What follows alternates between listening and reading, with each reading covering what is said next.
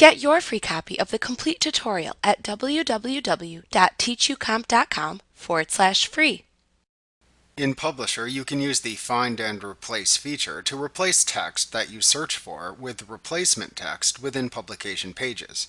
To do this, click the Replace button in the Editing button group on the Home tab in the ribbon to open the Find and Replace pane at the right side of the screen. Enter a word or phrase for Publisher to find by typing it into the Search For field. Then enter a word or phrase to replace it with by typing that into the Replace With field. Check any options you want within the Find Options section to restrict the search if needed. Then click the Find Next button to find the text you entered. You can then click the Replace button to replace the selected instance. Repeat this process until you are finished. Alternatively, you can click the Replace All button to replace all instances found automatically.